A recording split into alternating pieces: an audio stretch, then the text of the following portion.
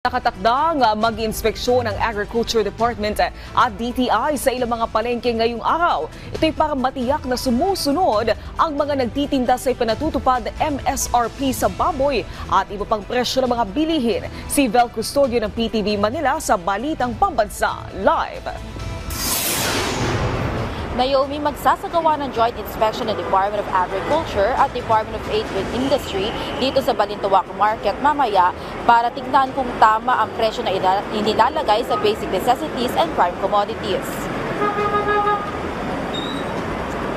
Pupuntahan ng DA at DTI ang mga pwesto ng karning baboy para tignan kung tama ang ipinapataw na presyo dito.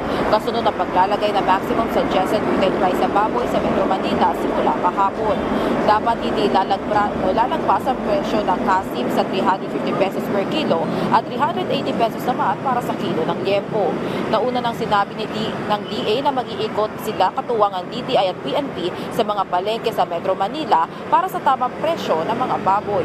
Ilang opisyal rin mula FTI at local government unit ng Quezon City ang sasama sa inspeksyon mamaya sa Balintawak Market.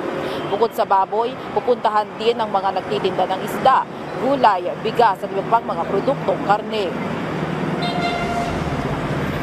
Naomi, para naman sa traffic update, bahagyadang may pagbabagal ng daloy na trapiko sa southbound lane ng EDSA Balintawak habang tuloy-tuloy naman ang daloy na trapiko sa northbound lane. Paalala lang na bawal munang bumiyahe ang mga sasakyang may plakang nagtatapos sa 3 at 4. Mula sa People's Television Network, Vel Custodio, Balitang Pambansa.